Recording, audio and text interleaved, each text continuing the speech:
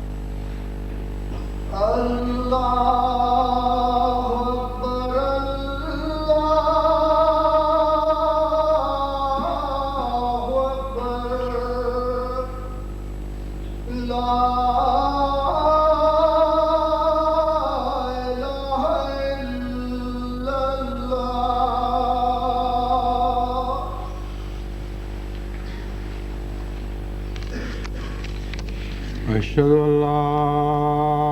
إله إلا الله وحده لا شريك له وأشهد أن محمدا عبده ورسوله. أما بعد فأعوذ بالله من الشيطان الرجيم. بسم الله الرحمن الرحيم.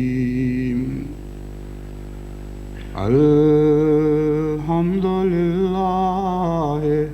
رب العالمين الرحمن الرحيم مالك يوم الدين. إياك نعبد وإياك نستعين. اهدنا الصراط المستقيم صراط الذين أنعمت عليهم غير المغضوب عليهم ولا الضالين.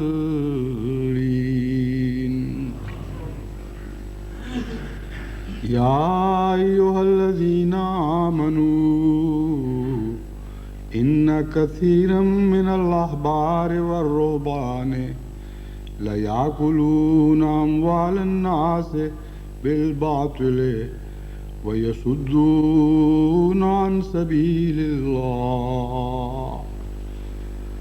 والذين يكنزون الذهب والفضة ولا ينفقونها في سبيل الله فبشرهم بعذاب أليم يوم يحمى عليها في نار جهنم فتكوى بها جباههم وجنوبهم وظهورهم هذا ما كنزتم لأنفسكم فذوقوا ما كنتم تكنزون. التوبہ آیات 34 و 35. یہ دو آیات جو میں نے آپ کے سامنے تلاوت کی ہیں، ان کا ترجمہ یہ ہے کہ اے لوگو جو ایمان لائے ہو، یقیناً بہت سے احبار اور رہبان یعنی پیر اور فقیر ایسے ہیں لَيَأْكُلُونَ أَمْوَالَ النَّاسِ بِالْبَاطِلِ کہ وہ لوگوں کا مال باطل کے ذریعے کھاتے ہیں، وَيَصُدُّونَ عَنْ سَبِيلِ اللَّهِ اور مذہبی رہنما ہونے کے باوجود خدا تعالیٰ کی راہوں سے روکتے ہیں، خدا تعالیٰ کی طرف آنے سے لوگوں کو روکتے ہیں. وَالَّذِينَ يَكْنِزُونَ الذَّهَبَ وَالْفِضَّةَ اسی طرح وہ لوگ جو سونا اور چاندی جمع کرتے ہیں، وَلَا يُنْفِقُونَهَا فِي سَبِيلِ اللَّهِ اور اسے خدا کی راہ میں خرچ نہیں کرتے. فَبَشِّرْهُمْ بِعَذَابٍ أَلِيمٍ ان کو ایک دردناک عذاب کی خبر دے. یوم یحمى علیہا فی نار جہنم جس دن ان لوگوں پر جہنم کی آگ بھڑکائی جائے گی. فَتُكْوَى بِهَا جِبَاهُهُمْ اور ان کی پیشانیوں کو داغا جائے گا اور ان کے پہلوؤں کو داغا جائے گا اور ان کی پیٹھوں کو داغا جائے گا اس چیز سے جو وہ جمع کرتے رہے اور خدا کی راہ میں خرچ کرنے کی توفیق نہ پائی. ھذا ما کنزتم یہ وہ کچھ ہے جو تم نے جمع کیا تھا لانفسکم اپنی جانوں کے لیے. فذوقوا ما کنتم تکنزون بس اب اس جمع شدہ کو چکھ کے دیکھو، اس کا مزہ چکھو کہ وہ کیا چیز تھی. اس ان آیات میں وہ مضمون بیان کیا گیا ہے جو ان مذہبی قوموں پر صادق آتا ہے جو زمانہ نبوی سے دور جا چکی ہوں اور انحطاط پذیر ہو چکی ہوں. یہاں لفظ احبار اور رہبان کا ترجمہ میں نے پیر فقیر کیا ہے، لیکن یہ دونوں الفاظ مزید وضاحت کے محتاج ہیں. احبار حبر سے نکلا ہے یا حبر سے، اس کا مطلب یہ ہے رونق اور خوبصورتی، اور وہ لوگ جو صاحب رونق اور صاحب جمال ہوں ان کو احبار کہا جاتا ہے. قرآن کریم نے ان الفاظ کو اچھے معنوں میں بھی استعمال فرمایا ہے اور برے معنوں میں بھی. ایسے نیک لوگ جن کی نیکی اور تقوی کی وجہ سے ان میں اللہ تعالیٰ کی طرف سے ایک حسن اور جمال پیدا ہو چکا ہو اور ان کے چہروں پر رونق آ گئی ہو جو خدا تعالیٰ کی محبت کے نور سے عطا ہوتی ہے، ایسے لوگ احبار کہلانے کے مستحق ہوتے ہیں. چنانچہ ان اچھے معنوں میں بھی قرآن کریم نے اس لفظ کو استعمال فرمایا ہے.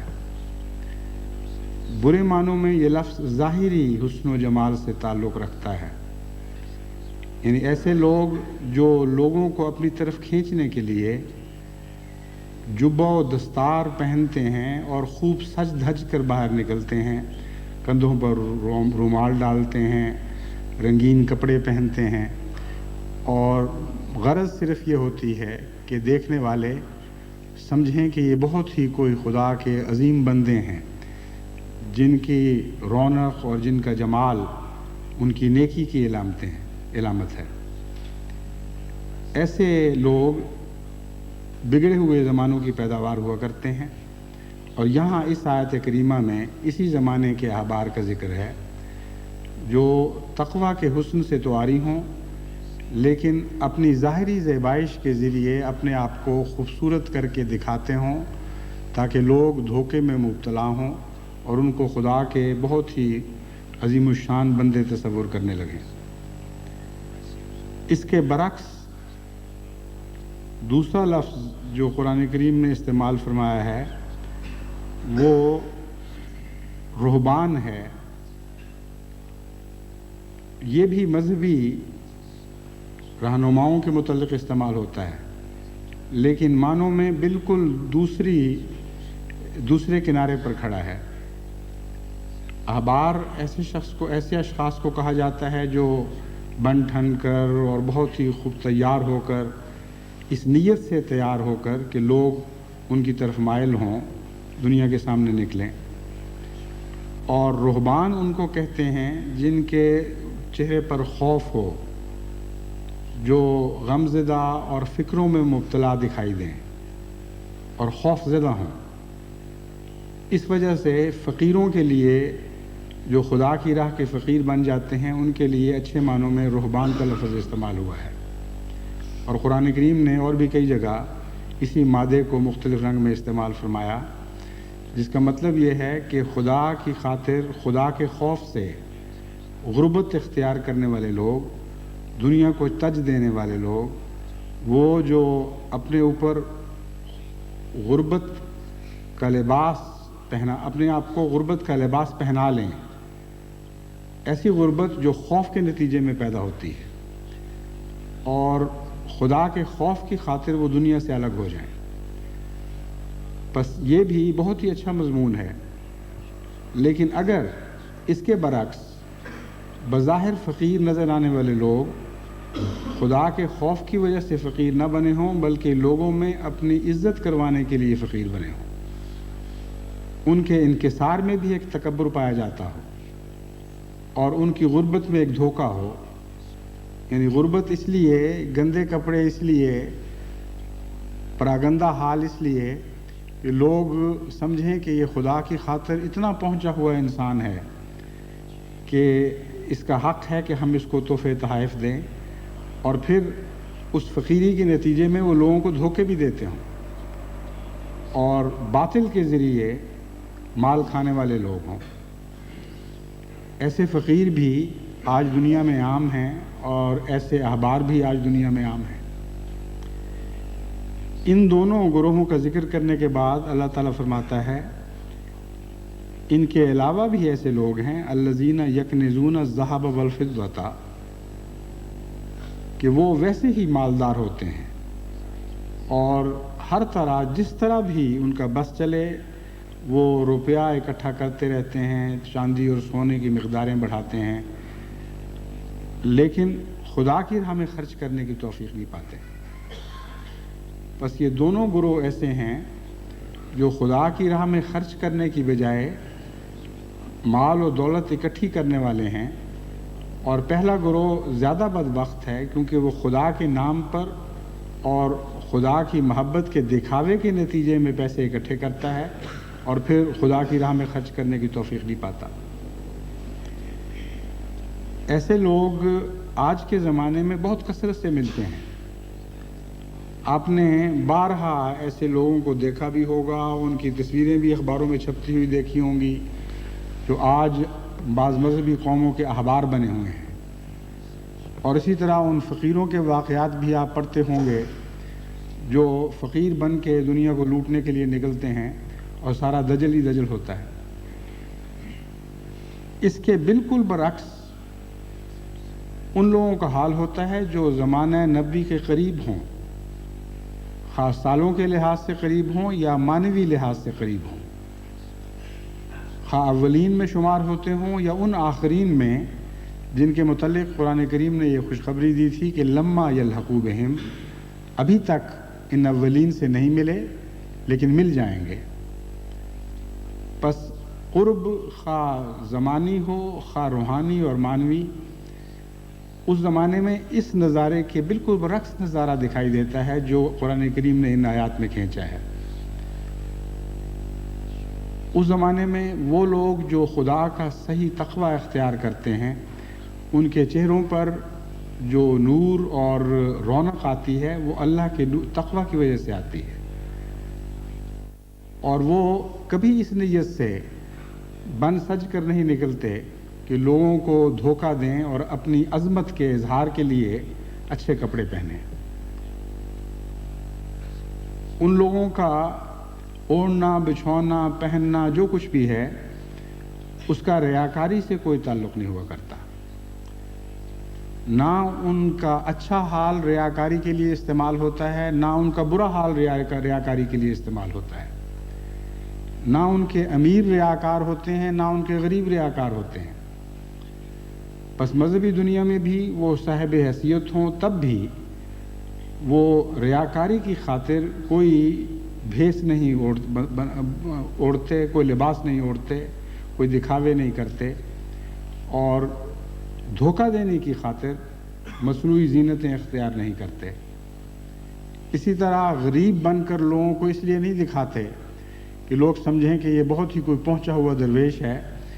اور دیکھو اس کا حال کیسا ہے، کپڑے گندے، برا حال، یقیناً کوئی بہت ہی خدا رسیدہ انسان ہوگا۔ جب ایسے لوگ پیدا ہونے شروع ہو جاتے ہیں تو قوموں کے مذاق بگڑ جاتے ہیں، اور قوموں کو نیکی اور بدی کی پہچان نہیں رہتی۔ ایسی قومیں آپ دیکھیں گے کہ ہمیشہ دو طرف دوڑ رہی ہوتی ہیں، یا تو ایسے احبار کی طرف جن کے دکھاوا سب سے زیادہ ہو، جن کا پروپیگنڈا سب سے زیادہ ہو، جو دیکھنے میں بڑے بڑے جبہ و دستار پہنے ہوئے اور بہت ہی پر روب اور پر ہیبت دکھائی دینے والے لوگ ہوں، اور یا پھر فقیروں کی طرف بھاگتے ہیں، اور جتنا گندا کوئی انسان نظر آئے، جتنے برے حال میں کوئی دکھائی دے، اتنے اس کو خدا رسیدہ سمجھتے ہیں۔ حالانکہ خدا رسیدہ ہونے کا گندگی سے کوئی بھی تعلق نہیں ہے۔ خدا رسیدہ انسان کی تو ایک اور پہچان ہے، لیکن اس لحاظ سے ایک پہچان یہ بھی ہے کہ وہ غریب بھی ہو تو صاف ستھرا ہوتا ہے۔ لیکن ہم نے ایسی بگڑی ہوئی قوموں کو دیکھا ہے کہ بعض بڑے بڑے امیر لوگ ایسے لوگوں سے متاثر ہوتے ہیں جو نہایت ہی گندے ہوں، غلیظ ہوں، جو مہینوں نہاتے نہیں، بد حال، منہ سے جھاگیں نکلتی، اور اتنا ہی ان کو بڑا اور ولی اللہ سمجھ رہے ہوتے ہیں، اور اتنا ہی جھک کر ان کو سلام کر رہے ہوتے ہیں۔ اس کے بالکل برعکس وہ نظارے ہیں جو سچائی کے قرب سے دکھائی دیتے ہیں۔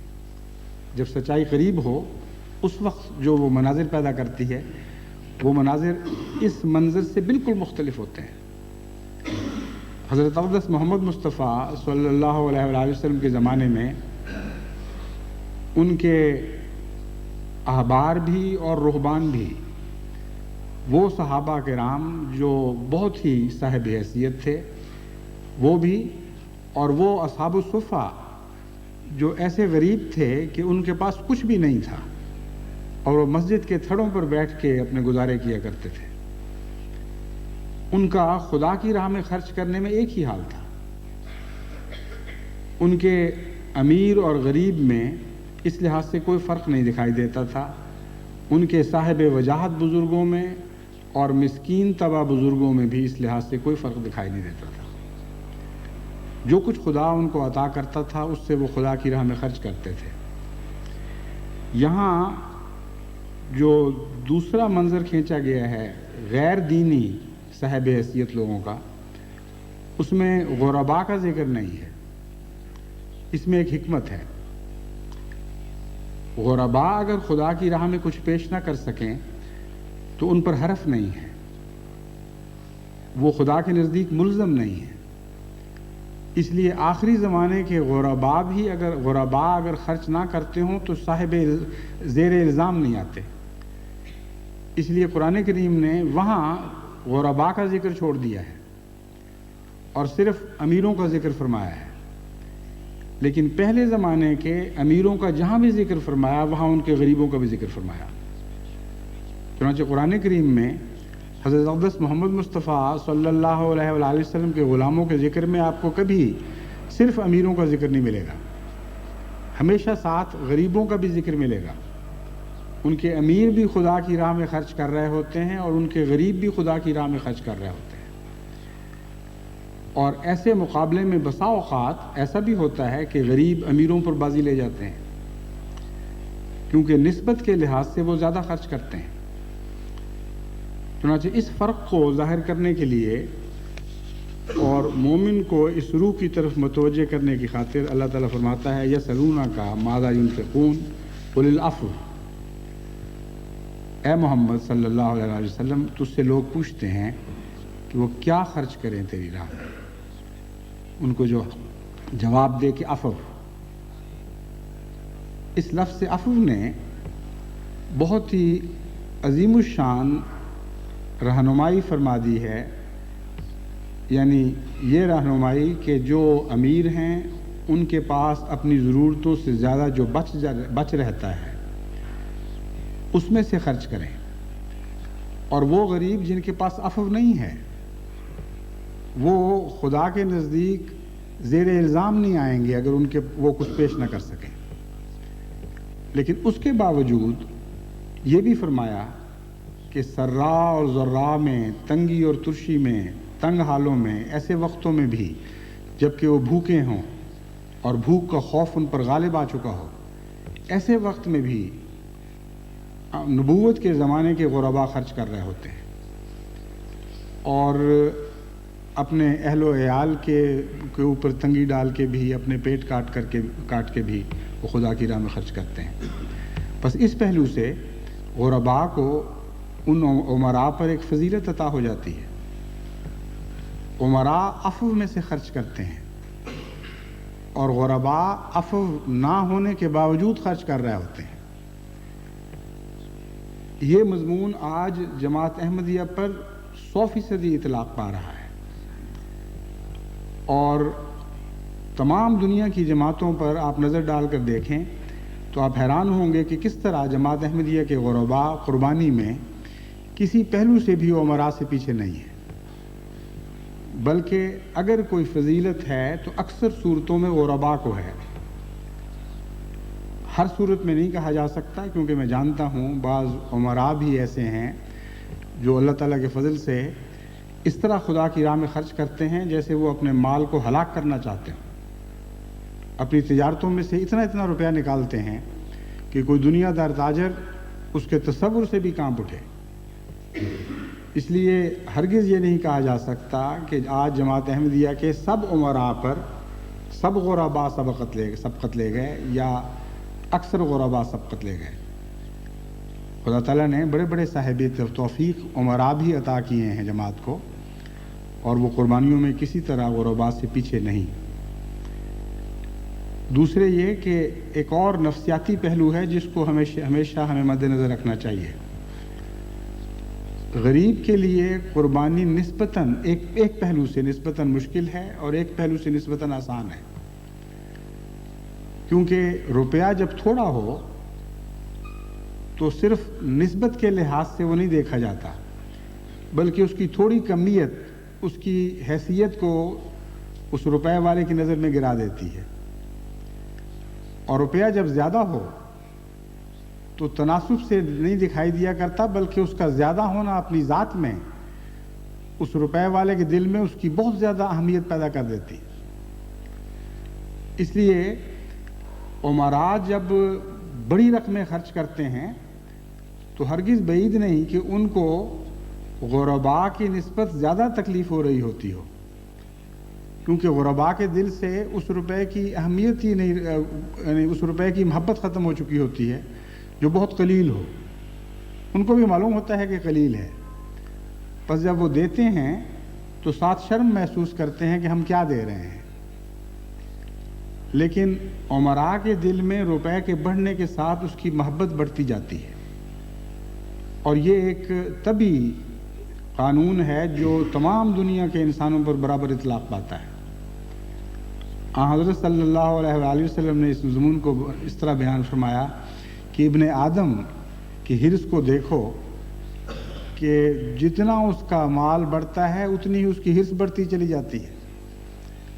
اگر خدا اس کو ایک وادی دے دے نعمتوں کی، اموال و دولت کی، تو وہ کہے گا مجھے ایک اور وادی مل جائے، اس کے بغیر ٹھنڈ نہیں پڑے گی۔ اس لیے یہ ایسے باریک مضامین ہیں جن کا فیصلہ انسان نہیں کر سکتا، صرف خدا کر سکتا ہے جو دلوں پر نگاہ رکھتا ہے۔ لیکن عمومی نظارے کے طور پر کسی جماعت کی صداقت کے لیے ایک بہت ہی عظیم الشان دلیل ہے یہ کہ ان کے امراء بھی اور ان کے غرباء بھی، ان کے وہ مذہبی رہنما بھی جو ظاہری حیثیت سے جن کی ظاہری حیثیت بہتر ہو اور اس لحاظ سے وہ اللہ تعالیٰ کی طرف سے توفیق دیے گئے ہوں، اور وہ مذہبی رہنما بھی جو بالکل غریب ہوں اور ان کے پاس کچھ بھی نہ ہو، یعنی فقیر منش لوگ، وہ دونوں مالی قربانیوں میں آگے بڑھے ہوئے ہوتے ہیں۔ بس جس قوم میں یہ سارے قربانی کرنے والے لوگ موجود ہوں، اس قوم کو جھوٹا کوئی نہیں کہہ سکتا۔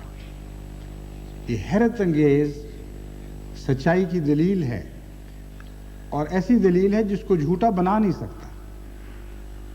ایک چیلنج ہے کھلا ہوا،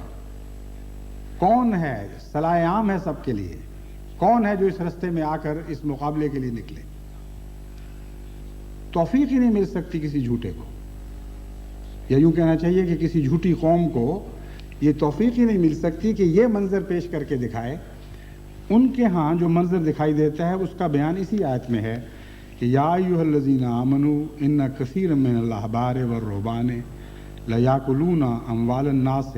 بالباطل۔ خوب وہ جھوٹ اور فریب کے ذریعے لوگوں کے پیسے کھا رہے ہوتے ہیں۔ اتنی مالی بددیانتی بڑھ جاتی ہے ان قوموں میں کہ ان کے لیے خدا کی راہ میں خرچ کرنے کا سوال ہی باقی نہیں رہتا۔ یاد رکھیں، جو دھوکے اور فریب سے کھانے والے لوگ ہیں وہ سچائی کی راہوں پہ خرچ نہیں کر سکتے۔ والذین یکنزون الذھب والفضۃ، ان کے مقابلے روپے جمع کرنے کے مقابلے ہوتے ہیں، اور خدا کی راہ میں خرچ کرنے کے مقابلے نہیں ہوا کرتے۔ بس یہ وہ ایسی تفریق ہے جو انسان کے بنائے بن نہیں سکتی۔ بالکل ناممکن ہے کہ بحیثیت قوم جو جھوٹی ہو وہ اس منظر کی بجائے جو قرآن کریم نے پیش کیا ہے اس کے مقابل کا خوبصورت منظر دکھا سکے، اور وہ لوگ جو قرب نبوت کے مناظر پیش کرتے ہیں ان کو کوئی دنیا میں جھوٹا نہیں کہہ سکتا۔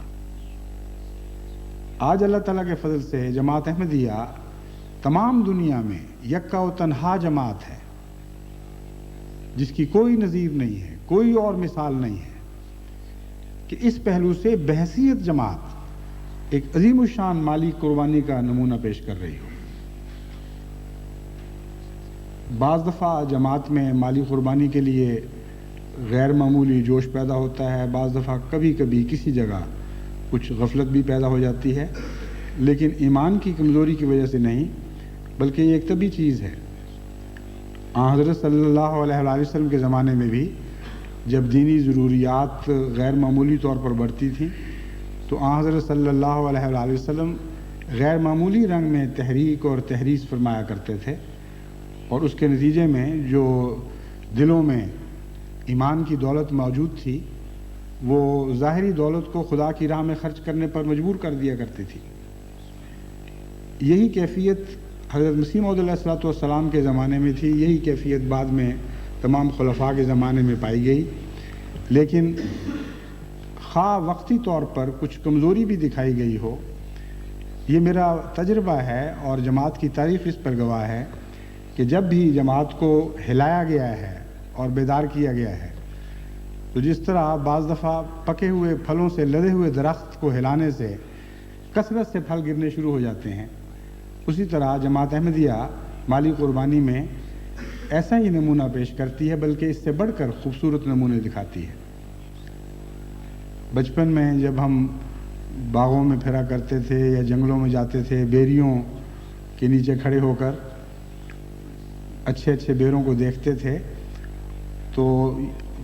کئی دفعہ یہی طریقے اختیار کیا کرتے تھے، جب پکے ہوئے بیر ہوں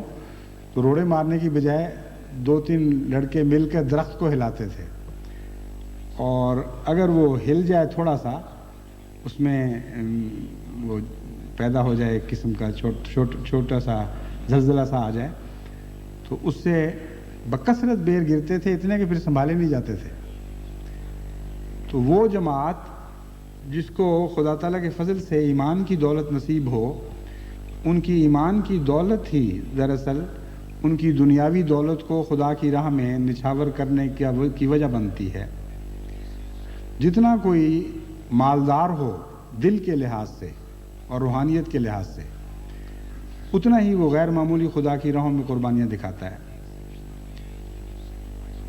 بسا اوقات مجھے ایسے غریب مربیان کی طرف سے مالی قربانی کی پیشکش ہوتی ہے کہ میں حیران رہ جاتا ہوں۔ ان کے متعلق میں ذاتی طور پر جانتا ہوں کہ ان کے پاس سوائے اس معمولی گزارے کے جو جماعت ان کو دیتی ہے اور کوئی ذریعہ آمدن نہیں ہے، لیکن رقم خواہ تھوڑی ہو،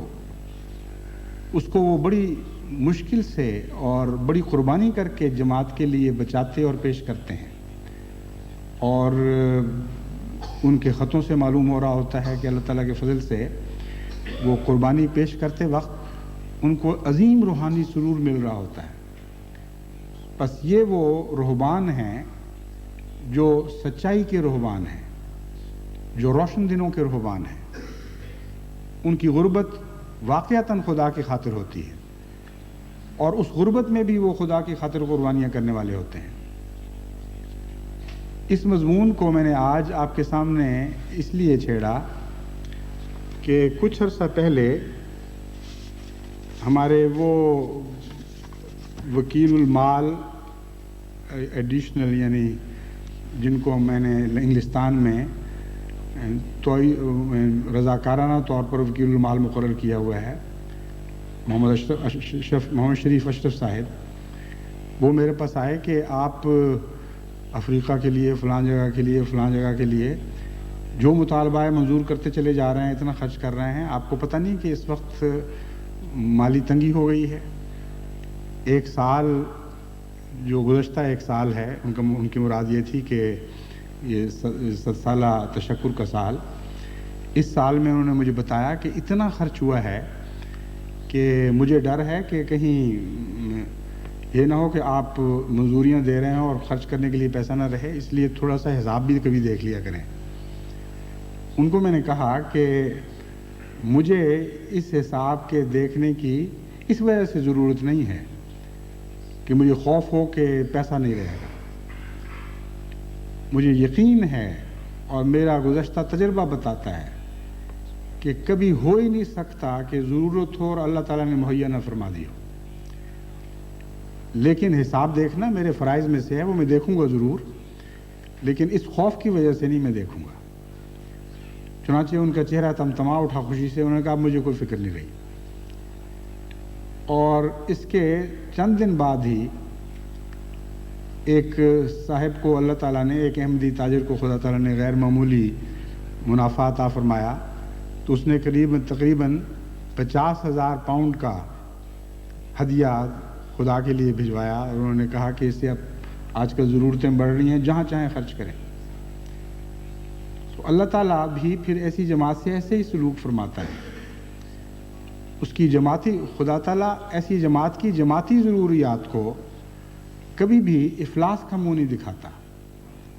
کہ غربت کی وجہ سے وہ ضروریات پوری نہ ہو رہی ہوں۔ بس وقتی طور پر اگر کبھی غفلت بھی ہو جائے یا آمد میں کمی بھی آ جائے تو ڈرنے کی بات نہیں، معمولی سا ذکر، معمولی سی یاد دہانی اللہ تعالیٰ کے فضل سے غیر معمولی نتائج پیدا کر دیتی ہے۔ ابھی چند دن ہوئے ان صاحب نے، جن کا میں نے ذکر کیا ہے، شریف اشرف صاحب نے یہ ذکر کیا، تو غالباً انہی دنوں کی رویا دیکھی ہوگی کینیڈا میں ایک صاحب نے جس کی اطلاع مجھے کل ملی، یعنی کل ان کا خط ملا ہے، جس میں وہ لکھتے ہیں کہ میں نے ایک عجیب رویا دیکھی ہے، میرے ذہن میں اور خیال میں بھی نہیں تھی، کہ آپ کچھ عرصے سے اپنی توجہ دوسرے کاموں میں خرچ کر رہے ہیں اور کہہ یہ رہے ہیں کہ جماعت مالی یاد دہانیوں وغیرہ کی باتیں خود کرے، یعنی نظام جماعت، اور چندوں کی تحریک کے سلسلے میں نظام جماعت از خود کام کرے، میں دوسرے کاموں میں مصروف ہوں، اور اس کے نتیجے میں چندے میں کچھ کمی پیدا ہو جاتی ہے اور فکر پیدا ہو جاتی ہے کہ روپیہ کم ہو گیا، اب یہ کہاں سے آئے گا۔ چونکہ ان کی خواب کا مضمون بالکل ہمارے وکیل المال صاحب کی بات کے مضمون سے ملتا تھا، اس لیے مجھے خیال آیا کہ آج براہ راست یہ یاد دہانی کروا دوں۔ یہ بھی درست ہے کہ نظام جماعت کا کام ہے وہ مسلسل بیدار مغزی کے ساتھ تمام جماعت کی حیثیت پر نظر رکھتے ہوئے صاحب حیثیت لوگوں کو ان کی حیثیت کے مطابق اور غربا کو ان کی حیثیت کے مطابق مالی قربانی پر ابھارتا رہے۔ یہ نظام جماعت کا کام ہے، لیکن اس میں بھی شک نہیں کہ اگر خلیفہ وقت براہ راست یہ کام نہ کرے تو نظام جماعت کی اپنی کوشش اس طرح پھل نہیں لاتی جس طرح جب خلیفہ وقت کی آواز اس میں شامل ہو جائے۔ اس لیے لازماً خلفاء کو ہمیشہ اس کام میں نظام جماعت کی مدد کرتے رہنا ہوگا، اور جب بھی کچھ عرصے کے لیے دوسری مصروفیات کی وجہ سے خلیفہ وقت براہ راست تحریک نہ کر سکے تو ہمارا تجربہ ہے کہ مالی لحاظ سے قربانی کا معیار گرنا شروع ہو جاتا ہے۔ ایسے کئی ملک ہیں جن میں مالی قربانی جتنی ہونی چاہیے تھی اتنی نہیں تھی۔ جب ان کی طرف میں نے ذاتی توجہ دی، وہاں کی جماعت کو بھی متوجہ کیا، وہاں دوستوں کے خطوط لکھے، پیغامات بھجوائے، تو اتنی جلدی تبدیلیاں ہوئی ہیں کہ کل اگر 1 روپیہ آمد تھی تو آج 2 روپے ہو گئی، کل 1 لاکھ تھی تو آج 2 لاکھ ہو گئی، یعنی بجائے اس کے کہ فیصد کے لحاظ سے بڑے دگنا تگنا چوگنا ہونا شروع ہو گیا۔ چنانچہ میں نے ایسے ممالک کا ایک دفعہ جائزہ لیا تو میں حیران رہ گیا کہ چند سال پہلے اگر وہ 1 روپیہ قربانی کر رہے تھے تو آج 4 یا 5 روپے کر رہے ہیں، یعنی وہ فیصد میں ماپنے کی بجائے ان کی قربانی کو اس کو کیا کہتے ہیں، فیکٹرز انگریزی میں کہا جاتا ہے، فیکٹرز میں ناپا جاتا ہے، یعنی کتنے گنا زیادہ بڑھ گیا۔ تو جماعت تو اللہ تعالیٰ کے فضل سے اس کا درجہ اخلاص رکھتی ہے اور خدا تعالیٰ کی راہ میں قربانی کے لیے ہمیشہ ایسی مستعد رہتی ہے کہ اگر اس کو صحیح معنوں میں بر وقت اپیل ہو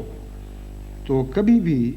وہ جماعت اللہ تعالیٰ کے فضل سے خدا کی راہ میں کنجوسی نہیں دکھاتی اور کمزوری نہیں دکھاتی۔ اس وقت بعض ممالک، بعض تحریکیں میرے پیش نظر ہیں جن کے متعلق میں آپ کو یاد دہانی کرانا چاہتا ہوں۔ پہلے تو جس تحریک کا نام رکھا گیا تھا افریقہ اور بھارت فنڈ، وہ اسی قسم کا کوئی نام تھا، اس کے متعلق میں یہ بھی بتانا چاہتا ہوں کہ پاکستان سے بعض دوستوں نے مجھے توجہ دلائی کہ پاکستان کو آپ نے کیوں چھوڑ دیا، وہ مطلب سمجھے نہیں۔ افریقہ اور بھارت فنڈ اس لیے رکھا گیا تھا کہ یہ 2 ایسے ممالک ہیں جہاں جماعتی ضرورتیں غیر معمولی طور پر بڑھ رہی ہیں اور وقتی طور پر جماعت کو یہ توفیق نہیں ہے کہ وہ اپنی ضرورتیں خود پوری کر سکے۔ ہرگز یہ مطلب نہیں کہ نعوذ باللہ پاکستان کو نظر انداز کیا گیا ہے یا کسی اور ملک کو نظر انداز کیا گیا ہے۔ ایک قسم کا یہ ان کے لیے کمپلیمنٹ تھا، ایک قسم کا ان کے لیے یہ تحسین کا اظہار تھا کہ انہوں نے باقی ممالک تو اللہ کے فضل سے اپنے پاؤں پر کھڑے ہیں، لیکن ان علاقوں میں کچھ کمزوری ہے۔ لیکن اس کا برعکس درست نہیں ہے، یہ کہنا غلط ہے کہ باقی لوگ اچھے ہیں اور یہ برے ہیں، یہ مراد نہیں ہے۔ وجہ یہ ہے کہ افریقہ میں غربت اتنی زیادہ ہے اور اس قدر شدید اقتصادی بحران ہے کہ بعض ممالک میں تو حکومتیں اتنا غریب ہو چکی ہیں کہ اپنے ماتحتوں کو، اپنے نوکروں کو پیسے دینے، تنخواہیں دینے کے لیے پیسے نہیں ہیں۔ مثلا مالی سے مجھے یہ خط ملا وہاں کے امیر صاحب کا کہ یہاں بعض لوگوں نے غربت سے تنگ آ کے، جو حکومت کے ملازمین تھے، انہوں نے فیصلہ کیا کہ ہم ہڑتال کرتے ہیں کیونکہ 6 مہینے سے ان کو تنخواہ نہیں ملی، اور وہ غریب لوگ پتہ نہیں کس طرح زندہ اور کس طرح گزارا کر رہے ہیں۔ تو جب اس کی اطلاع مالی کے پریزیڈنٹ صاحب کو پہنچی تو انہوں نے اعلان کیا کہ مجھے بھی ہڑتال میں شامل کر لو، میں نے بھی 6 مہینے سے تنخواہ نہیں لی۔ جس بیچارے غریب ملک کا یہ حال ہو، وہاں یہ توقع رکھنا کہ وہ اپنی ضروریات خود پوری کر لیں گے، یہ درست نہیں ہے۔ عالمگیر جماعت ہیں ہم، اور وحدانیت کا اور ملی توحید کا یہ مطلب بھی ہے کہ بحیثیت جماعت، بحیثیت ایک عالمی جماعت کے، ہم اپنی ضروریات خود پوری کرتے رہیں گے اور ہماری ضروریات پوری کرنے کے لیے خدا کفیل ہے۔ اس کا یہ مطلب نہیں کہ جماعت ہر ملک میں فی ذاتہ ہی خود کفیل ہو سکتی ہے، ہوگی انشاءاللہ، لیکن بعض صورتوں میں، بعض وقتوں میں ایسا نہیں ہو سکتا۔ بس افریقہ کے لیے جو تحریک تھی وہ اس وجہ سے تھی کہ غیر معمولی تکلیف، مالی بحران کا شکار حکومتیں ہیں اور وہاں کے عوام الناس بہت ہی مفلوق الحال ہو چکے ہیں، امیر بھی ہیں لیکن غریب بہت زیادہ اور بہت ہی دردناک حالات کا سامنا کرنے والے۔ اس لیے لازماً بیرونی جماعتوں کو ان کی ضرورتیں پورا کرنی ہوں گی۔ ہندوستان میں یہ حالت تو نہیں، لیکن ہندوستان میں احمدیت کی طرف غیر معمولی توجہ پیدا ہو گئی ہے، اور وہ توجہ اتنی تیزی کے ساتھ بڑھ رہی ہے کہ ہندوستان کی جماعتیں اس کو، ان ضرورتوں کو پورا کرنے کی فی الحال اہلیت نہیں رکھتی۔ لیکن ایک پہلو سے ہندوستان کی جماعتوں میں یہ احساس پیدا کرنے کی بھی ضرورت ہے کہ میرا تاثر یہ ہے کہ جتنی وہ اہلیت رکھتی ہیں اتنا پیش نہیں کر رہی۔ بعض علاقوں کے متعلق جب میں نے خصوصیت سے توجہ دی تو ان کا چندہ غیر معمولی طور پر بڑھا۔ پھر میں نے مختلف پہلوؤں سے ہندوستان کی مختلف جماعتوں کا جائزہ لیا تو مجھے معلوم ہوا کہ ابھی بہت سی جماعتوں میں گنجائش موجود ہے۔ بعض صوبوں میں جہاں زیادہ نسبتاً غربت ہے اور ملازم پیشہ غریب طبقہ یا درمیانے درجے کا طبقہ موجود ہے، وہاں اللہ تعالیٰ کے فضل سے مالی قربانی کا معیار بہت بلند ہے۔ مثلا اڑیسہ ہے، اڑیسہ ایک ایسا صوبہ ہے جہاں اکثریت جماعت کی سفید پوش ہے یا غریب ہے، اور آمد کے لحاظ سے سب سے زیادہ استقلال کے ساتھ قربانی کرنے والا وہ صوبہ ہے۔ اس کے علاوہ بعض جماعتوں کے نام لینے کی ضرورت نہیں، وہاں بڑے بڑے سیٹھ ہیں، بڑے بڑے صاحب حیثیت لوگ ہیں، اگر وہ دل کھول کر خدا کی راہ میں خرچ کریں تو ہندوستان کو کم سے کم ایک حد تک خود کفیل ہو جانا چاہیے۔ لیکن ہندوستان میں یہ رجحان بڑھ رہا ہے کہ بیرونی مدد زیادہ ہو، اور ہم اس لیے مجبور ہیں کہ وہاں خدا تعالیٰ کی طرف سے ایک رو چل پڑی ہے اور احمدیت کی طلب پیدا ہو گئی ہے۔ اس لیے ان کو اپنے پاؤں پر کھڑا کرنے کی کوشش تو میں کرتا رہتا ہوں، لیکن امر واقعہ یہ ہے کہ ضرورت بہرحال پوری ہونی ہے۔ اس غرض سے میں نے ہندوستان کی کو بھی ان ملکوں میں شامل کر لیا تھا جن کے لیے اس صدی کی پہلی خصوصی تحریک ہونی چاہیے۔ ویسے بھی میں نے اس سے پہلے ایک یہ وجہ بیان کی تھی کہ ہندوستان وہ خوش نصیب ملک ہے جہاں حضرت مسیح موعود علیہ السلام پیدا ہوئے۔ آج بھی ہمارا دائمی آخرین کا مرکز وہیں موجود ہے، اور سب دنیا کا محسن ہے اس لحاظ سے ہندوستان۔ اگر اظہار تشکر کے طور پر باقی دنیا ہندوستان کی مدد کرے تو ہرگز کوئی مذائقہ نہیں ہوگا۔ ایک اور ملک جس کا ذکر ضروری ہے وہ امریکہ ہے۔ امریکہ میں بھی اللہ تعالیٰ کے فضل سے بہت حیثیت ہے، یعنی مالی لحاظ سے خدا تعالیٰ نے سارے ملک کو ہی غیر معمولی توفیق عطا فرمائی ہے۔ اس نسبت سے جماعت امیر تو نہیں کہلا سکتی، لیکن مقابلتاً باقی ملکوں کے مقابل پر احمدی کی حیثیت مالی لحاظ سے بھی دوسرے ملک کے احمدیوں سے بہتر نظر آتی ہے۔ اب یہ 100% مقابلہ تو نہیں ہو سکتا کہ ہر شخص کی بہتر ہو یا غیر ملکوں میں کوئی امریکہ سے زیادہ امیر آدمی نہ ہو، یہ مراد نہیں ہے۔ عمومی طور پر جو کیفیت دکھائی دیتی ہے، جو بالعموم صادق آتی ہے، وہ یہی ہے کہ امریکہ کی جماعت صاحب توفیق اور صاحب حیثیت جماعتوں میں سے ہے، لیکن وہاں بھی ہندوستان کی طرح ابھی توفیق کے مطابق چندے نہیں بڑھے۔ چنانچہ جب میں نے وہاں مسجد واشنگٹن کی تحریک کی، اور جیسا کہ ہونا چاہیے تھا، میں نے جماعت کو نصیحت کی کہ آپ کے ملک کی شایان شان جگہ ہونی چاہیے، سب دنیا کی نظریں ہیں، اور جماعت کی ضروریات کے مطابق اور جماعت کی حیثیت کے مطابق اگرچہ ہم بہرحال ایک غریبانہ عمارت ہی بنا سکیں گے، لیکن امریکہ کی غریبانہ عمارت افریقہ کی غریبانہ عمارت سے مختلف ہونی چاہیے، کیونکہ ہر جگہ ایک لفظ کے معنی ایک نہیں ہوا کرتے۔ غیروں کے مقابل پر غریبانہ ہی ہوگی، لیکن امریکہ کی حیثیت سے بہرحال اس غریبانہ مسجد میں اور غریبانہ مشن میں افریقہ کے غریب علاقوں کے مشنوں اور مساجد سے فرق ہونا چاہیے۔ اس پہلو سے ایک اسکیم بنائی گئی۔ پہلے تو انہوں نے بہت زیادہ خرچ کی بنائی تھی، پھر اسے کانٹ چھانٹ کر چھوٹا کیا گیا، اور اب جو آخری صورت میں مسجد کا نقشہ منظور ہوا ہے اس میں کوئی تصرف، کوئی اسراف نہیں ہے، یعنی ہرگز غیر معمولی خرچ نہیں ہے، سادگی کو ملحوظ رکھا گیا ہے، کم خرچ کو ملحوظ رکھا گیا ہے، لیکن چونکہ وہاں مہنگائی بھی بہت ہے، اس لیے سر دست ان کا اندازہ 2.5 ملین کا ہے، یعنی $25 لاکھ کا۔ اس سلسلے میں گزشتہ 1 سال سے مجھے امریکہ کی جماعت کی طرف سے فکر انگیز خط مل رہے ہیں،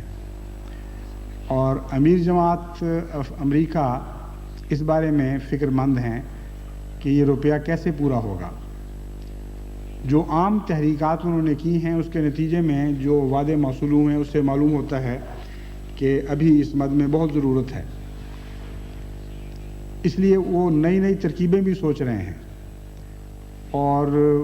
مجلس عاملہ بار بار بیٹھتی ہے اور یہ کہتی ہے، بار بار نہیں تو کم سے کم 1-2 دفعہ ضرور اس مقصد کے لیے بیٹھی ہے کہ کیا کیا ترکیبیں استعمال کی جائیں۔ جہاں تک بینکوں سے سود پر روپے لینے کا تعلق ہے وہ میں نے منع کر دیا ہے، اور یہ فیصلہ میں نے آغاز ہی سے کیا تھا کہ ہرگز بینکوں سے سود لے کر ہم اپنی مساجد نہیں بنائیں گے۔ اس سے ایسی برکت پڑی اللہ تعالیٰ کے فضل سے کہ پہلا فیصلہ مجھے یاد ہے کینیڈا میں ہوا تھا، اس کے بعد سے مسلسل کینیڈا میں عظیم الشان مراکز قائم کیے گئے، بڑی بڑی زمینیں خریدی گئیں، مگر ایک دمڑی بھی کسی بینک سے سود پر نہیں لینی پڑی۔ امریکہ کو بھی میں نے یہی کہا کہ اس بات کو تو بھول ہی جائیں، یہ کوئی رستہ نہیں ہے۔ پھر اور کئی رستے تجویز ہوئے، جماعت میں قرض کی تحریک کا بھی سوال اٹھا، اور ایک مجھے یہ بھی مشورہ دیا گیا کہ یہ تحریک کی جائے کہ جو لوگ بھی کسی خاص حد تک قربانی کریں گے ان کے نام دعاؤں کے لیے مسجد پہ کندہ کیے جائیں گے۔ وہ بھی میں نے ان کو سمجھا کر یہ تجویز رد کر دی ہے، کیونکہ یہ وہ مصنوعی ذرائع ہیں جو ایک خطرناک بارڈر پر کھڑے ہیں۔ بارڈر کا ترجمہ ذہن میں نہیں آ رہا، اس لیے لفظ اٹک جاتا ہے بعض دفعہ۔ ایسی حد پر کھڑے ہیں جو معمولی سی لغزش میں انسان کو خود نمائی اور ریاکاری کے ملک میں دھکیل سکتی ہے. اس لیے یہ آخری شکل ہے. میں یہ نہیں کہتا کہ اس کے نتیجے میں فوراً جماعت میں ریاکاری پیدا ہو جائے گی، مگر اگر اس طریق کو استعمال کرنا شروع کیا جائے تو ہرگز بعید نہیں کہ کچھ کمزور اور ریاکار لوگ بھی شامل ہو جائیں، اور وہ لوگ جو بے ریا خدمت کرنے والے ہیں ان میں بھی رفتہ رفتہ ریاکاری کا کیڑا داخل ہونا شروع ہو جائے. اس لیے میں اس تجویز کو پسند نہیں کرتا. اگرچہ بعض صورتوں میں مثلا ہسپتال وغیرہ میں، بعض ہمارے وقف جدید کے دفتر میں بھی بعض نام کندہ ہیں، لیکن ایسا اگر ہو گیا ہے تو اس کو دستور نہیں بنانا چاہیے. دوسرے، بعض لوگوں نے پہلے زمانوں میں ایسی تحریکیں کی تھیں اور خلیفۃ المسیح نے اس وقت ان کو منظور بھی کر لیا کہ ہم غریب اپنے ماں باپ کے نام پر کمرہ بنانا چاہتے ہیں، ان کے نام کی تختی لگ جائے، تو اجازت مل گئی. لیکن جیسا کہ میں نے بیان کیا ہے، استثنائی طور پر ایسا کبھی ہو جائے تو ہو جائے، اسے دستور بنانا نہایت خطرناک ہوگا، کیونکہ اس کے بغیر جو جماعت قربانی کے لیے تیار ہو، اس کو ایسے مصنوعی ذرائع سے قربانی کی طرف مائل کرنا ان کو مصنوعی بنا دے گا. اس لیے اس تجویز کو تو میں نے رد کر دیا ہے. ایک دوست نے ابھی پیچھے کچھ عرصہ پہلے مجھے لکھا کہ میں اتنی رقم پیش کرنا چاہتا ہوں، لیکن شرط یہ ہے کہ میرے بزرگ مرحوم والدین کا نام اس پر، یا جس رشتہ دار کے لیے بھی انہوں نے کہا تھا ان کا نام ضرور کندہ ہو. میں نے کہا نام منظور، مجھے آپ کا ایک آنا بھی نہیں چاہیے. اللہ تعالیٰ اپنے فضل سے جماعت کی ضرورتیں پوری کرتا ہے، میں اس شرط پر میں نہیں کروں گا. انہوں نے معذرت کا خط لکھا، شرمندگی کا اظہار کیا کہ میں روپیہ دیتا ہوں، اس کو چاہے پھینک دیں، کوئی شرط نہیں ہے. اس پر میں نے ہدایت کی کہ ان کے بزرگوں کا نام کندہ بھی ہو جائے تو کوئی حرج نہیں، کیونکہ یہ اب مشروط نہیں رہا. تو بعض دفعہ یہ بھی ہوتا ہے کہ چندہ غیر مشروط ہوتا ہے، لیکن اعلانیہ کا بھی چونکہ حکم ہے، اس لیے جماعت کی طرف سے اعلان بھی کیا جاتا ہے تاکہ دوسرے لوگوں میں تحریک پیدا ہو. یہ ایک الگ مسئلہ ہے، مگر مشروط نہیں ہونا چاہیے. یعنی چندہ اس لحاظ سے مشروط نہیں ہونا چاہیے کہ اس میں کسی قسم کے ریاکاری کا کوئی پہلو ہو. بہرحال یہ تجویز میں نے رد کر دی. پھر میں نے ان سے کہا کہ میں ساری دنیا میں تحریک کرتا ہوں کہ وہ آپ کی مدد کریں. اگر امریکہ کی جماعت کو توفیق نہیں ہے تو وہ آپ کے لیے قربانی کریں. چنانچہ وہ تحریک بھی میں نے کر دی. اور اس تحریک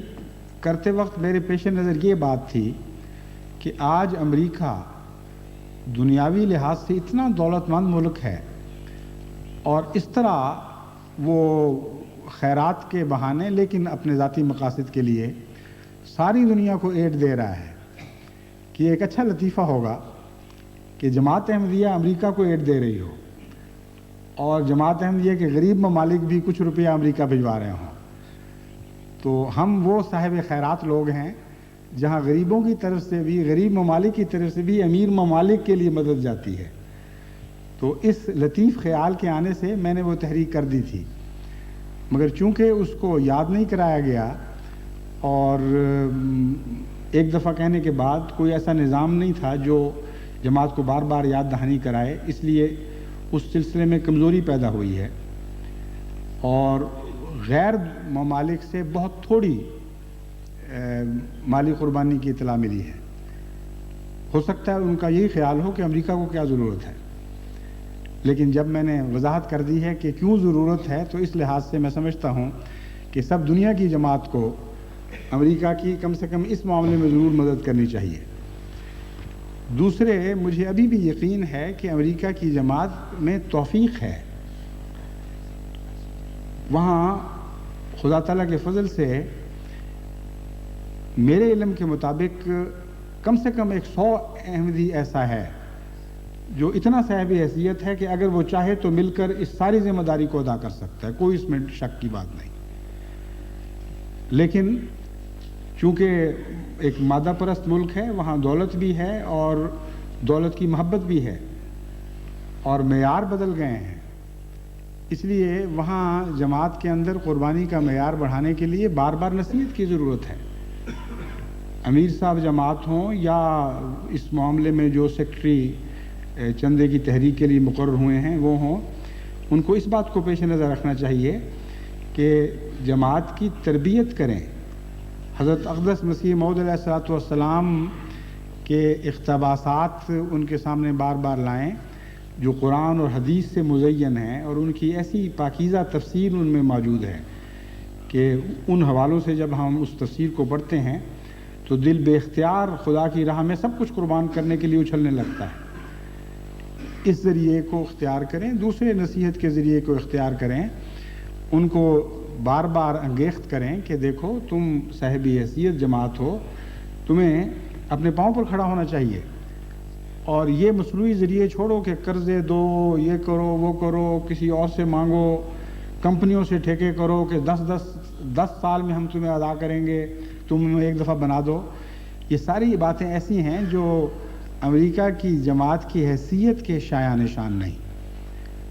اگر انہوں نے اپنی حیثیت کم بنا لی ہے تو ان کی غلطی ہے. مجھے یقین ہے کہ ان میں حیثیت ہے، توفیق ہے، اور اگر وہ قربانی کریں گے تو ان کی توفیق بڑھے گی، کم نہیں ہوگی. پتہ نہیں اس بارے میں کیوں خدا تعالیٰ پر بے اعتمادی کرتے ہیں لوگ. جماعت کا 100 سالہ تجربہ ہے، اور 1400 سال پہلے کی پہلی صدی کا بھی یہی تجربہ تھا کہ جن لوگوں نے خدا کی راہ میں خرچ کیا ہے خدا تعالیٰ نے ان کو بے حساب عطا فرمایا ہے. بس اگر وہ ہمت دکھائیں اور عزم کر لیں تو ہرگز مشکل نہیں ہے کہ جو بیرونی ان کو مدد ملے اس سے ایک اور مسجد بنا لیں، لیکن یہ مسجد وہ خود اپنی ہی توفیق سے بنا سکیں. ایک دعا میں ان کو دے سکتا ہوں آخر پر، اور یہ دعا، اس دعا میں آپ لوگ بھی شامل ہوں کہ اللہ تعالیٰ ان کو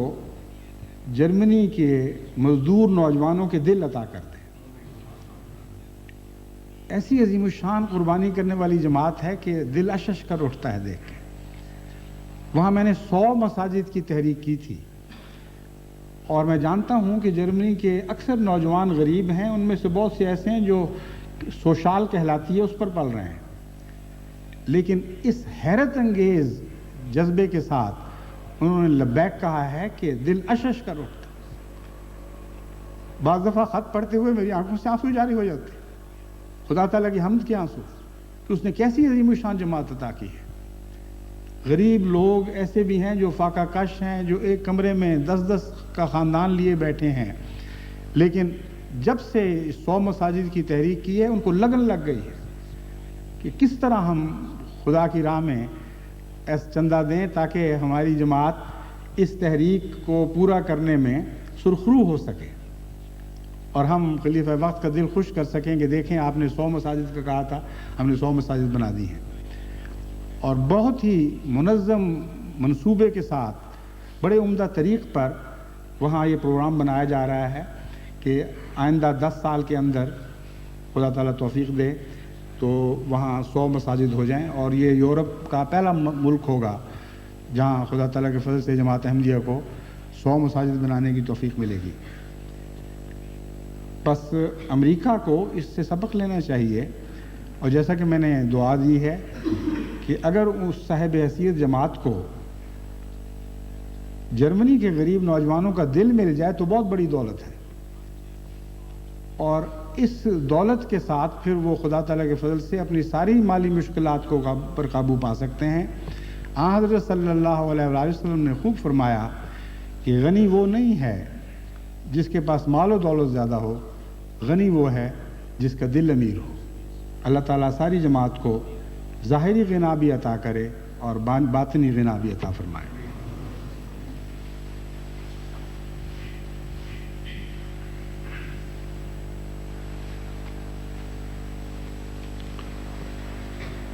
الحمد للہ نحمده ونستعینه ونستغفره ونؤمن به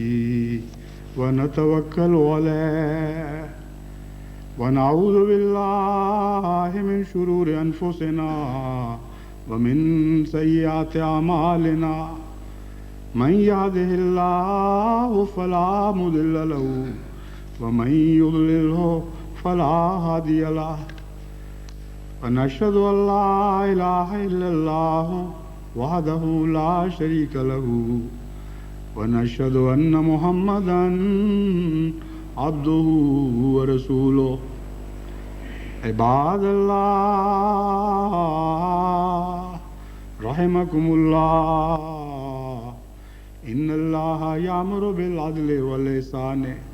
وإيتاء ذي القربى وينهى عن الفحشاء والمنكر والبغي يعظكم لعلكم تذكرون